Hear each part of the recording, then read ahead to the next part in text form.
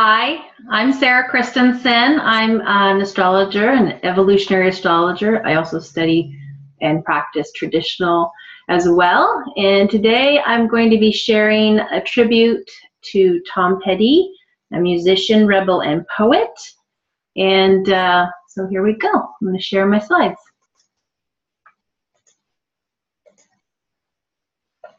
All right. Do you want me to go full screen? Yes, please. Okay, there you go. How's that? Okay. That's good. All right. So to start off with, the reason I wanted to do this was, if you all remember Tom's passing in October, it was kind of overshadowed by a very tragic event at a music festival in Las Vegas. And I just thought, during that day after, there was a lot of sharing about his legacy in music and what he meant to other people. And that's how I came across his time of birth being shared to Rick Levine online. So I kind of grabbed his chart and started working with it. So in his early life, Tom Petty was born in Gainesville, Florida, October 20th, 1950 at 5 o'clock in the evening, to his father, Earl, and his mother, Kitty. His father worked as an insurance salesman later in life, but early on worked in a grocery store. Sorry, that's a typo there. 7 years later, his brother was born, and after Tom's birth.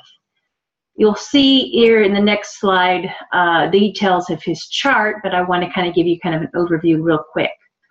Tom's father was physically, mentally, and emotionally abusive to Tom, and you'll see the Saturn square Mars in his chart.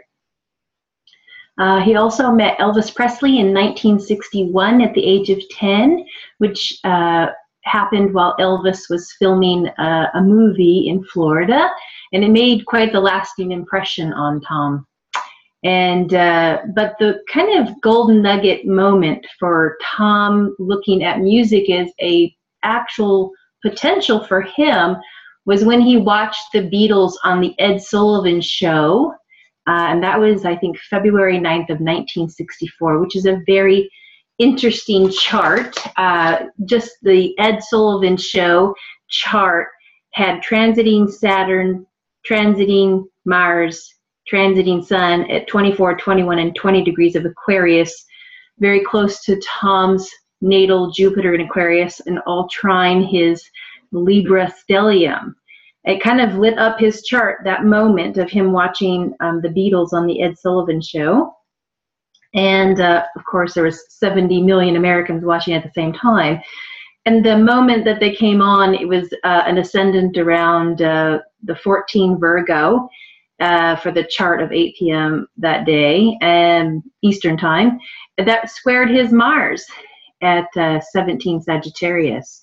What's interesting, the transiting North Node was sitting right on Tom's natal Aquarius, or natal Uranus as well in the 4th house, which is interesting. So it kind of lit up his chart. So I could imagine the impression that moment put on young Tom, who got his first guitar as a preteen and created his first band in the mid-60s. Don Felder, his first guitar teacher, later joined the Eagles. He joined Mudcrutch, a southern rock band, after quitting high school around age 17, and the label that had signed Mudcrutch decided to only retain Tom Petty and their keyboardist, Benmont Tench. So he reluctantly started the solo career in 1975, but Petty and Tench added Ron Blair, the bassist, and then drummer Stan Lynch, creating what we know the Heartbreakers, and they debuted the record Tom Petty and the Heartbreakers in 1976. They toured with the E Street Band in Europe, and during that time, the album topped the UK chart, which started them off. And some interesting trivia before we click into the next slide, which is this chart, is he worked as a groundskeeper in landscaping at the University of Florida, and there's a lime tree there that is named for him, and he also was a job as a grave digger. And I thought that was kind of funny because the grave digger being the Saturn he has in Virgo in the 6th house for a job. I thought that was interesting. So here's his chart. And I wanted to point out a couple of things as we jump into other parts of his life, because I wanted to bring out the evolutionary astrology of Tom's chart. Right out of the gate, we can see his skip step of Mars is wide to a square to the nodes. The south node is in Virgo at 28 degrees with Saturn at 26 degrees Virgo conjunct the south node. And so this becomes like one of the biggest themes of his life. His childhood was quite abusive. I read a couple of articles that he had shared that he had been beaten so badly when he was a child. It was really, truly a hellish experience. His father drank too much, and that's when it happened. But it also happened to his mother, so he was also a witness to others being abused, and also his brother. So this was an experience around feeling powerlessness and just violence, and then fear and rage and all of that combined. So it became kind of his task to unravel that skip step Mars and find his own power and his own courage. And so we'll see this as a theme in his life as it shows up from his own working with his own temper on occasion, but also how he tempered that and it hit it often, but then it shows up in his first marriage, we find out in interviews, and then also with his voice within the industry with the music industry executives. So I'm just going to go quickly through some other details here on his chart. His moon is in Pisces, which is also that sensitive, music-loving Tom as a child that blooms, and his softness and connection to emotions, and his writing of music around the Neptune and Libra and his Libra stellium there, but also his Uranus in the 4th house, and there's other storylines related to that Uranus, not only the volatility that he experienced as a child, but later on in life as well, and we'll see that. Jupiter went station direct 4 days after he was born. You'll see that it's retrograde when he was born. And then 5 days prior to Tom's birth, Uranus had stationed retrograde. So that's Tom's natal chart. Also notice that his rising sign is Aries, so Mars is very important in his expression out in the world. And it also trines his just by fire to that Mars to his first house, and also his Pluto in Leo for his power and creativity. Okay, so you'll probably hear a lot of these themes in the next parts. So early on in his career, 1976, Tom Petty and the Heartbreakers, they formed the group, and he was around age 26. They toured in UK, as I said, and then their label reissued Breakdown in the United States, and it entered the top 40 charts.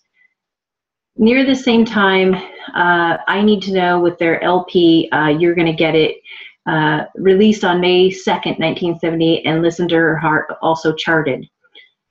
This was just prior to his Saturn return period. And they also had solar arc Pluto is around this time also equal to Mars at a square in Sag in the 9th house, kind of building the momentum towards that that storyline. Also, we start to see Mars, the skip step here. When Petty signed away all of his publishing rights early on to his songs, to his label for about $10,000, and he had to negotiate a new deal where he got half of the royalties on songs after his fourth LP came out, and it was kind of an early experience around having to do tough negotiations. So that to me is that Mars in Sagittarius in the 9th house with music label executives. MCA tried to buy him out of his contract from ABC Records, which bankrupt him. It took 9 months of legal battles to get a new deal signed, so he could then release Damn the Torpedoes album, which was quite successful. It reached #2 on the charts, and it went triple platinum, and the songs launched him higher with Don't Do Me Like That, which a lot of us remember, Refugee, and that was his in 1979, and age 29, this is his Saturn return, and around just a half a year later, solar arc Jupiter equaled his North Node in Pisces. Also, early career, 1981, he had the success with after the success of Damn the Torpedoes, why is that hard to say? And extremely successful, they prepared to release their next LP, Hard Promises. The label wanted to release it for $9.98, that was considered a high price at the time. Petty objected and voiced it loudly, so once again he had to stand up to power in the music industry, and you can see him kind of taking on that Libra as well, his Libra Sun, Libra Mercury here, and having to renegotiate and take a stance on something he believed in. So kind of that social justice piece, like around price gouging, etc. And so he had to put on the gloves again and do the battle. Eventually, MCA did decline to go with the price hike, and it was released, and it reached the top 10 list, going platinum with The Waiting, which that song really reached number 19 in the U.S. And remember, that was the first he had the duet with Stevie Nicks called The Insider, and that's also on the album. This is around age 30. He was turning 31 just a little later on October 20th. So solar arc Saturn is equal to Sun at this time. 1982, their fifth album was released, Long After Dark. Howie Epstein replaced Ron Blair on bass. So there's a shift going on in the band at this time in 1982. And with this album, we had You Got Lucky hit number 20 on the US charts, and Change of Heart number 21.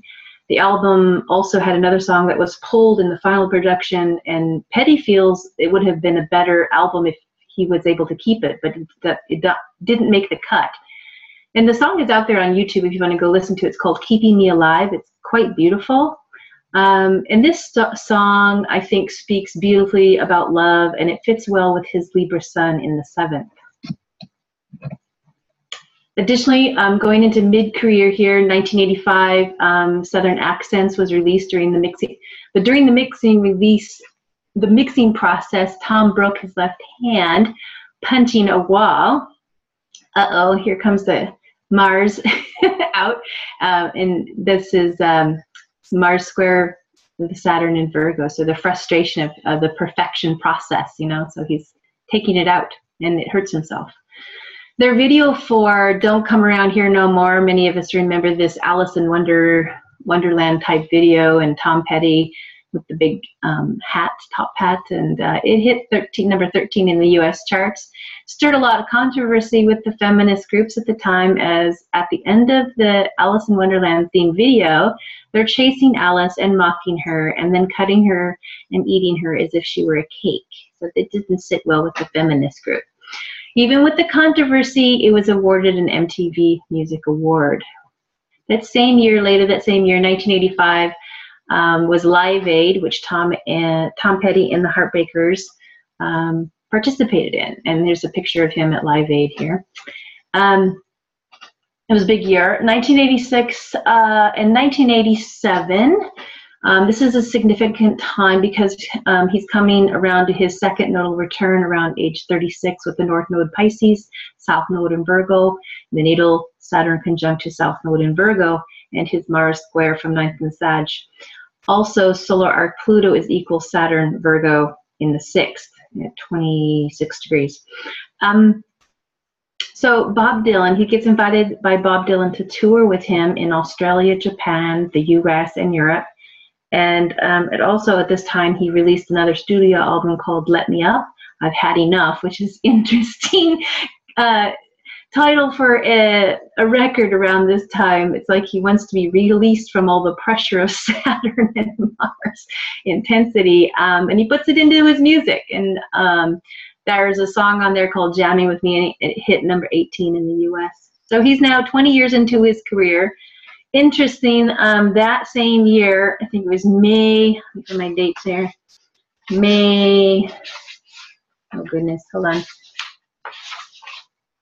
May 17th, Yeah. May 17th, 1987, his house burns to the ground. Now here we see the Uranus in the 4th house right next to his cusp. But at that time, if you look at the chart, I think I landed the chart, I think he was in Encino, California at this time, and I did about 9 a.m. because in the article I read on it said it was at breakfast, they smelled smoke, and then realized the house was on fire, and they all got out. His wife and daughter and the housekeeper was trying to help put out the fire, and her hair caught on fire, so it's quite the traumatic event. They lost everything except for the basement studio survived, which had some of his original works in, and so that survived. And he rebuilt over a house over the same spot, and it was kind of like a defiant move because they found out later that it was an arsonist, and to this day they don't know who did it, but it kind of made him feel vulnerable. But he created music around his feelings around it, where he's like, I'm not, I think the song was I Won't Back Down, when it came out in his Full Moon Fever album, and it talks about that in the article. And I thought, wow, here he is, his defiant self coming out in his music to stand up against this thing that happened to him. It was a big time with that second nodal return. In 1988, he was invited to join the Traveling Wilburys. This was a collaboration created by George Harrison of the Beatles with Bob Dylan, of course, George, and then Roy Orbison and Jeff Lynne and Tom. They came together, I think, in April 1988, but it was over a 10-day period in May of 1988 that they recorded everything, and then it was released on October 18th, 1988. And it was later to win many awards, including a Grammy. And I checked the charts on this release date, and he was approaching Uranus opposition in the Capricorn 10th house to the 4th house. It was one of the most successful endeavors that he did. 1989, their tour featured an opening act, The Replacements. A lot of maybe from my age group would remember The Replacements. 1989, Tom also released his first solo album, which I think is a beautiful album for his Pisces moon, even though it's not full moon, but his title of his album is Full Moon Fever, and this is some of the favorite songs that we have from his legacy: Free Falling, one of my favorites, and I Won't Back Down, love that one too, and Running Down a Dream. We're all on that album. And so move this out of the way. 1990 saw the Traveling Wilburys release their Volume 2 album, though at this point Orbison had died earlier at the end of '88 on December 6th. So March 28th of 1990, when that Volume 2 was coming out, that was the Uranus opposition in Saturn trine natal Saturn from Capricorn at 24 degrees to 24 degrees in Tom Petty's chart.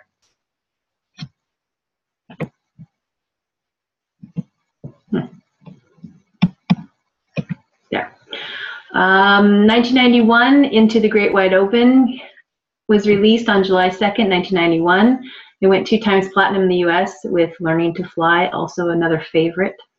And then 1992, this is really interesting because this is where I see his Venus trine his natal Jupiter, which rules his 2nd house, coming home to roost.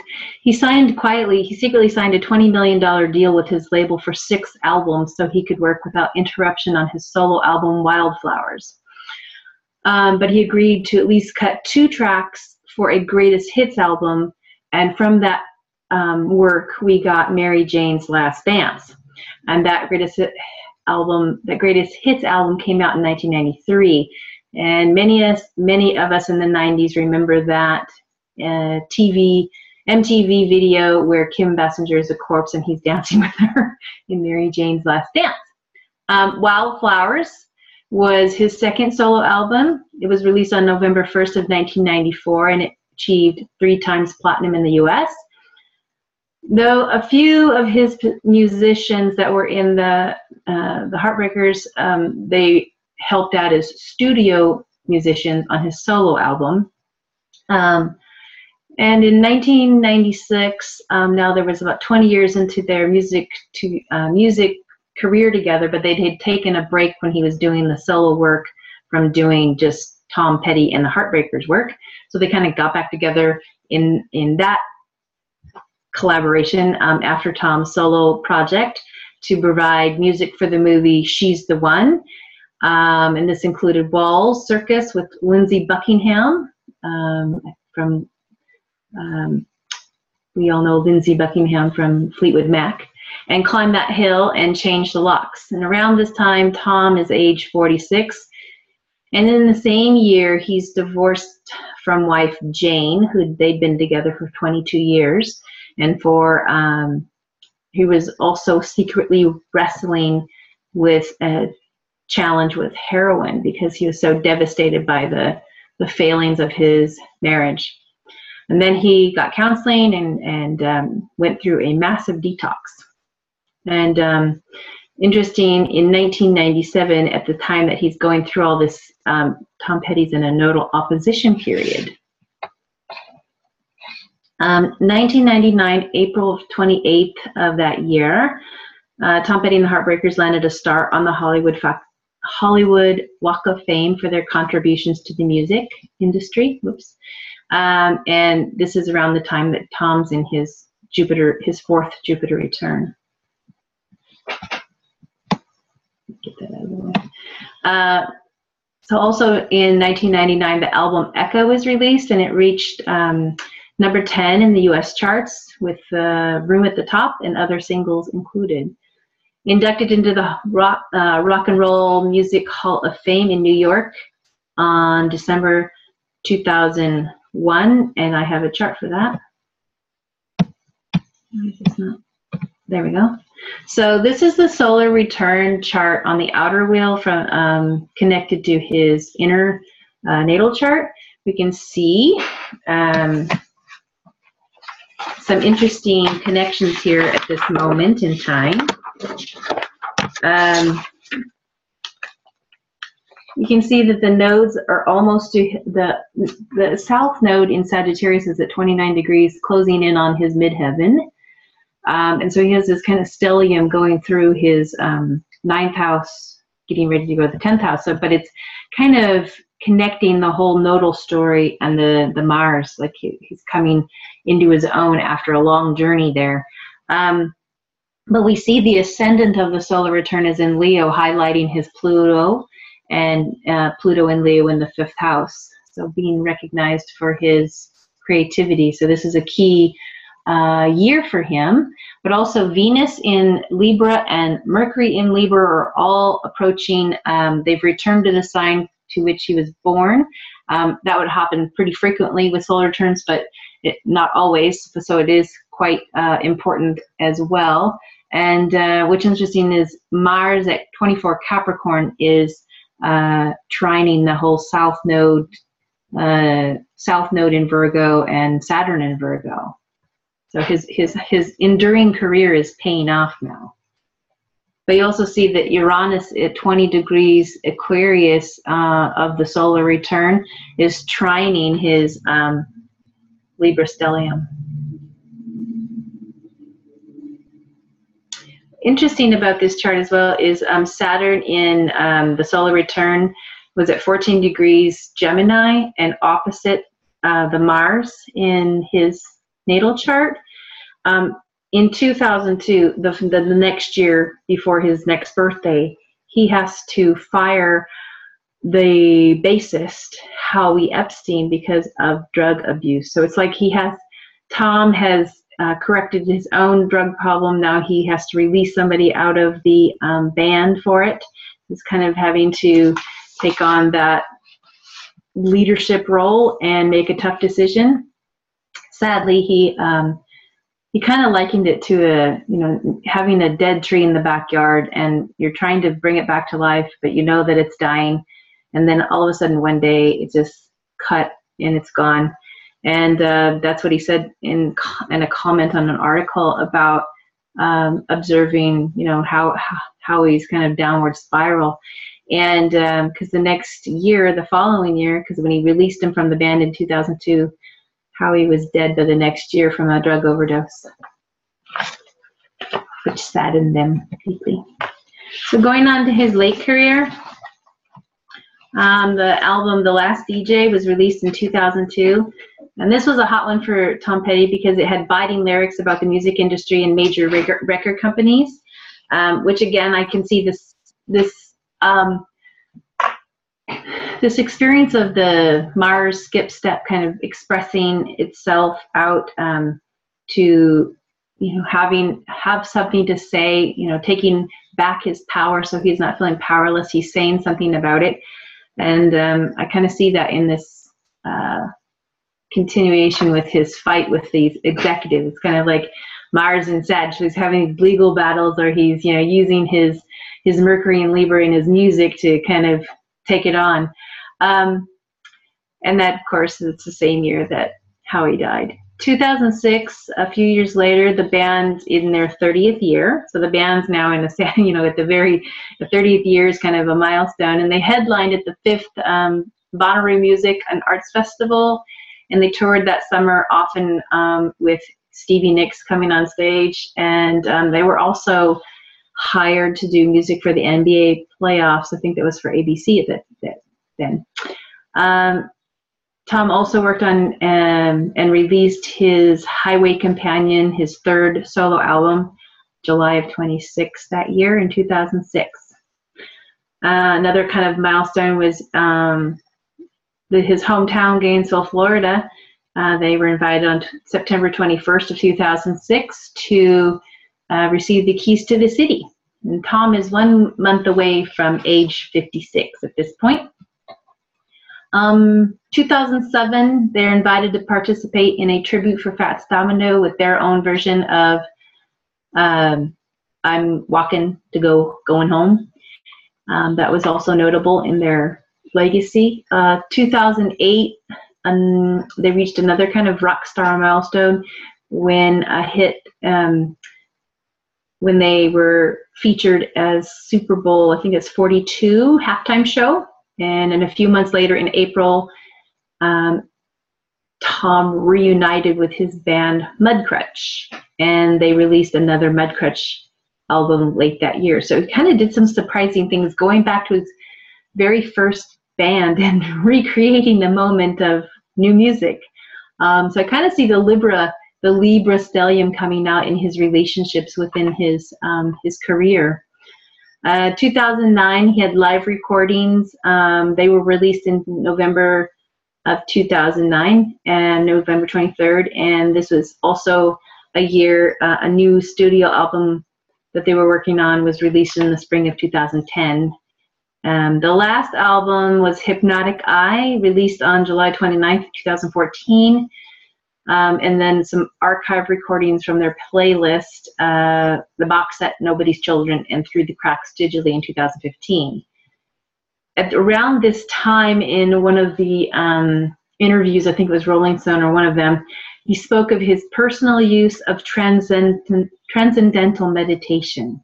And this kind of highlighted to me his work that he had done on his Mars through this ritual, this process of transcendental meditation.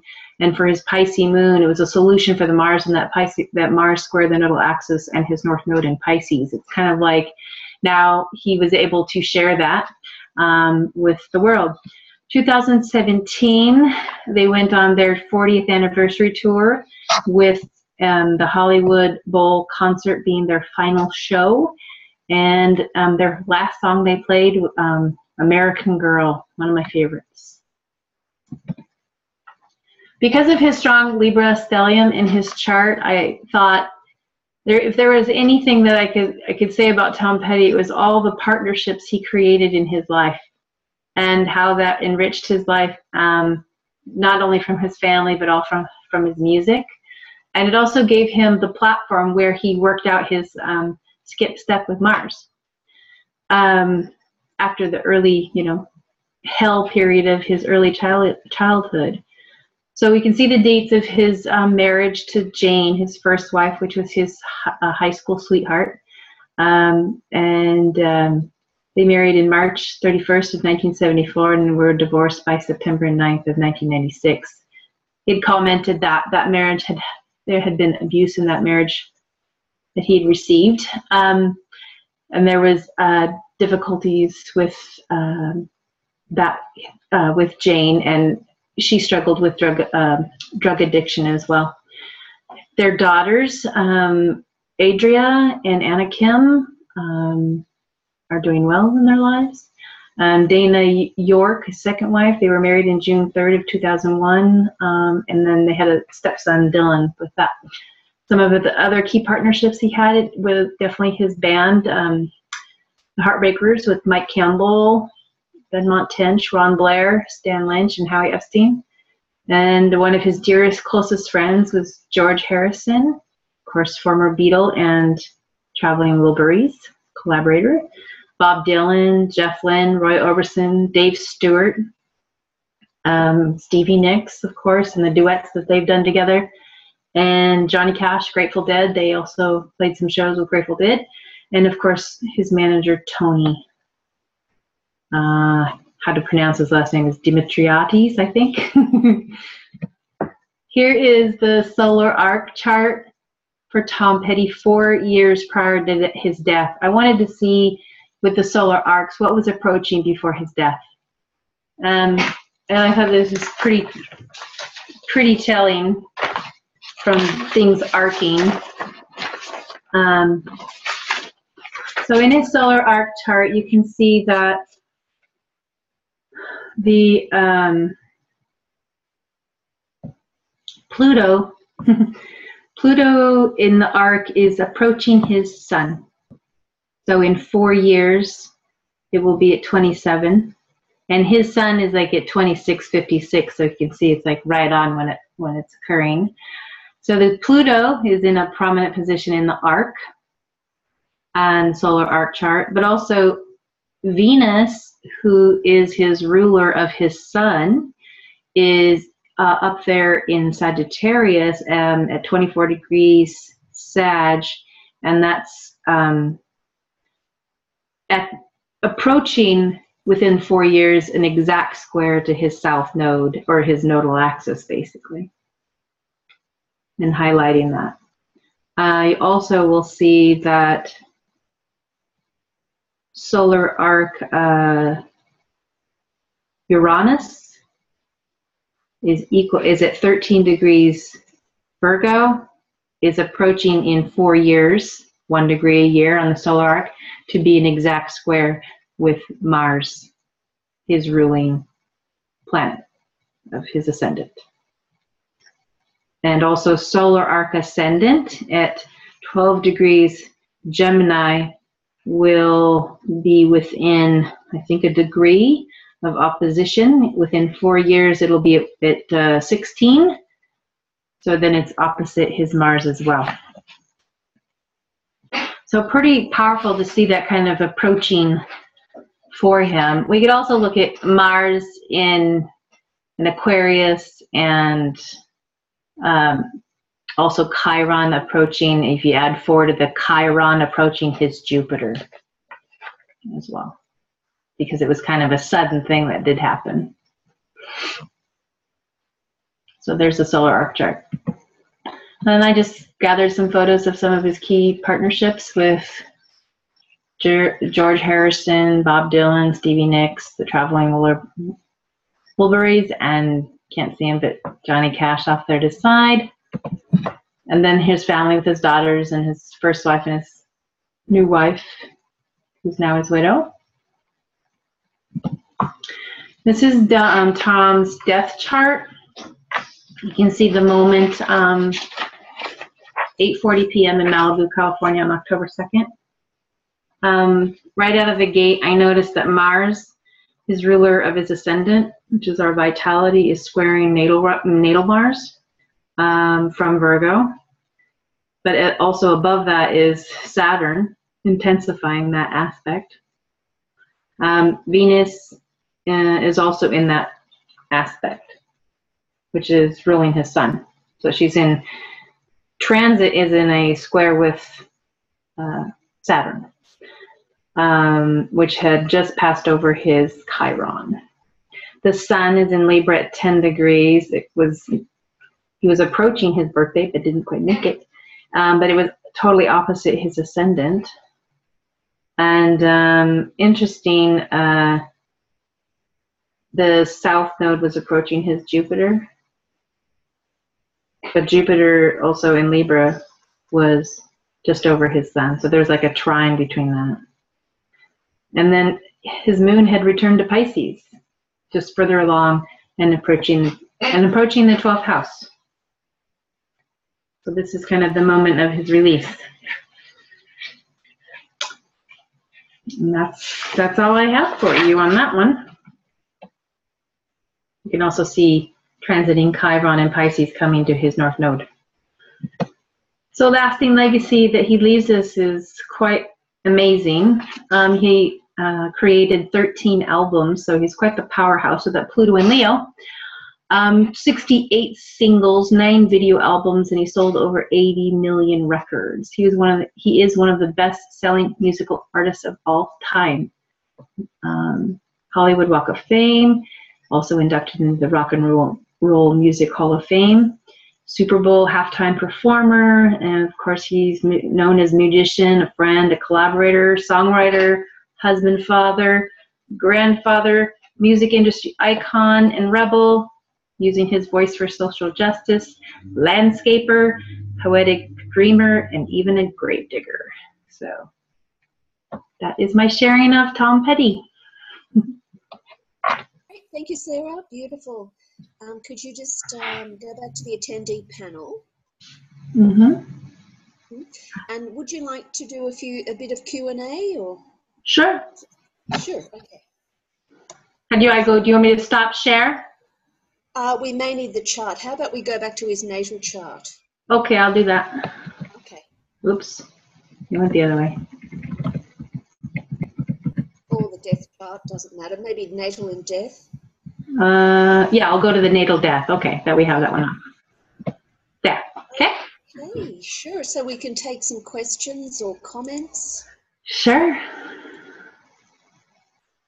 Anyone? A lot of information. I find it interesting going back to Boaz's talk on, the death charts and how he mentioned nodes. And that was the first thing that I looked for when you put it up, and to see that the nodes had, I was approaching his Pluto and had already crossed over his Jupiter. So Jupiter and the moon, and moon being the ruler of his 4th house. So I thought that was just like, wow. Yeah. And then Jupiter itself had already been over Mercury and was conjunct Venus. So Yeah. Yep. That is just wow. Yeah. That's amazing. That's all I wanted to comment on right now. Yeah. No, thank you. I just loved sharing because here we have such a record, a catalog of his achievements, his life, and he's been interviewed so often, and then to see the astrology reflected. And he had some tough beginnings, so his nodal story and the skip step with Mars is super powerful.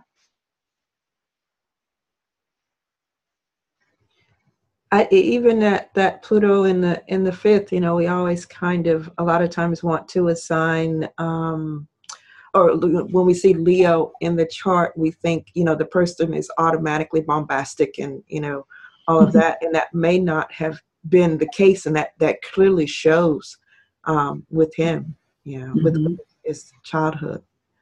Yeah. Yeah. It's almost like the childhood set the tone for him to find something, but it created like this in his consciousness where, he had this terrible, one of the stories of his articles was that he was so covered in welts from beating that his mom and his aunt had to carefully take care of him with these cotton swabs. And it's just, just a hellish beginning. And then he had his own demons from that I mean, thank goodness he had music as an outlet for some expression and to work with. I can't even imagine some of that. We all have our own parts dealing with those kinds of things, but to kind of hear, you know, the story, and then what he found something that truly called his heart. And then, I mean, that the chart for when he was watching the Beatles and the Ed Sullivan Show, and then to later realize that George Harrison turns into one of his absolute best friends in life. And so it's such an interesting kind of connection there that happens when he's watching that show. And I pulled that chart. It's quite an interesting chart if you want to go look at it. It's February 9th of 1964, and you can put it to his natal chart. And Eastern time was 8 p.m. when the show started. But it's great to see that. But it just so eloquently kind of shows the work that he had to do. I mean, that Saturn in the Virgo in the 6th house also kind of gave him the ability to stay focused to master the skill. But it came with some other difficult challenges as well.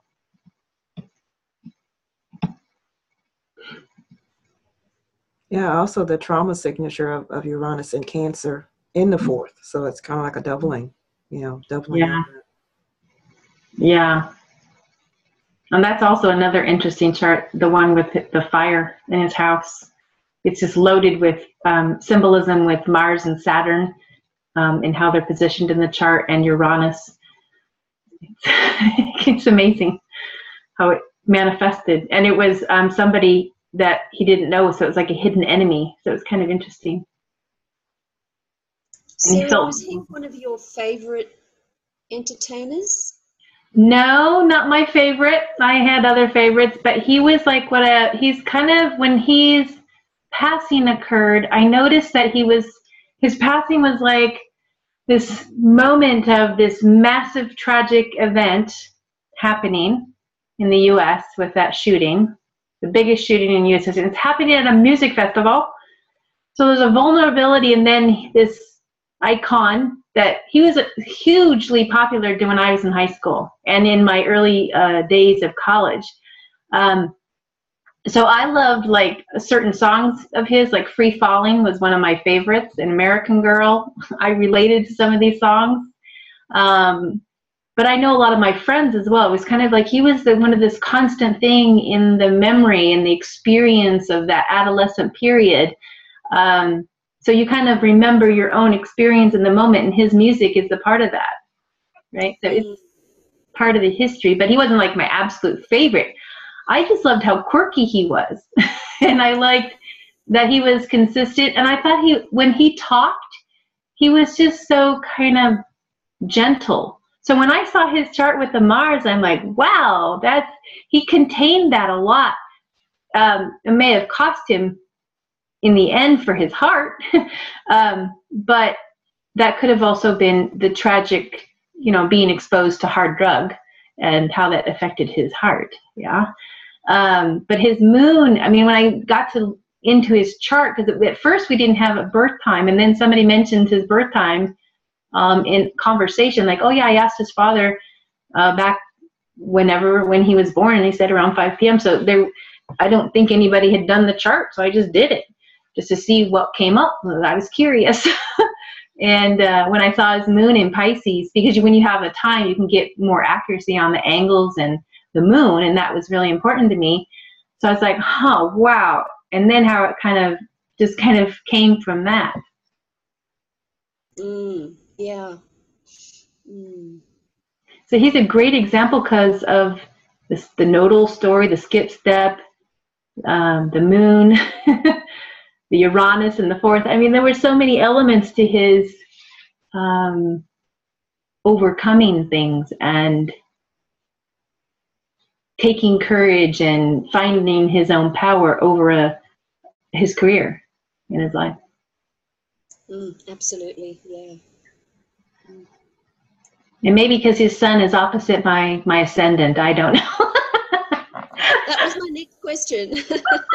I just realized that my ascendant is 24 Aries. So his sun and Venus kind of combined are my ascendant, and his Mars is my Venus. So there are connections. I guess. Yeah, absolutely. Beautiful. Yeah. It was beautiful though. I had fun doing it though. So, any other Okay. questions? Yeah, any more questions? Go ahead, Wanda. I had another thought since you mentioned about his death being overshadowed by that shooting. You think that would be maybe reflected in the moon, of course, being in Pisces, conjoining his natal moon, and with Chiron in Pisces, conjoining his natal north node. Possibly. There was confusion around his death.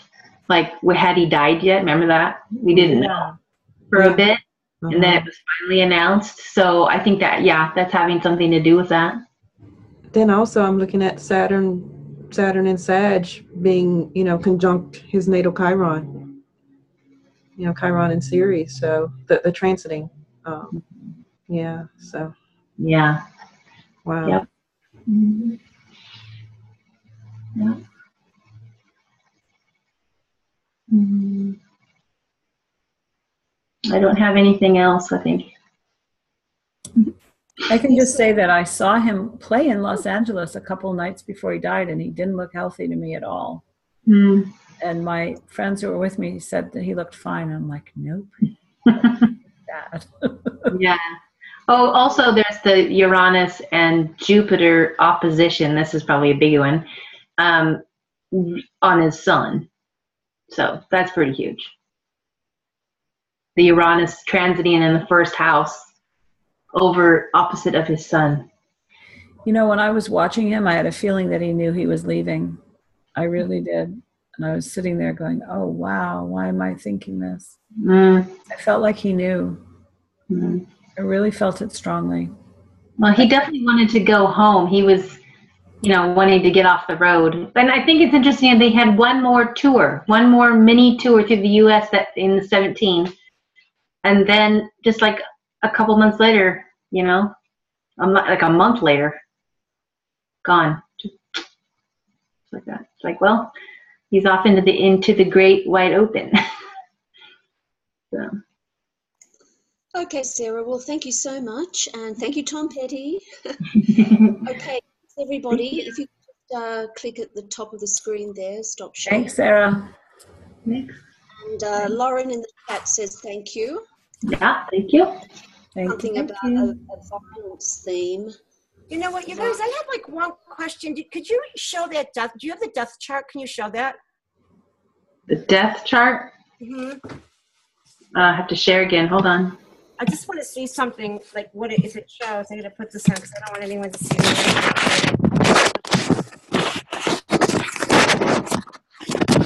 So I'm like looking, like I'm studying this, like to look at the death chart, and so he had Saturn and Sag. Let me see. Where's his sun? So was Saturn squaring his sun? Wait, no. Saturn squaring his natal sun? Wait, no.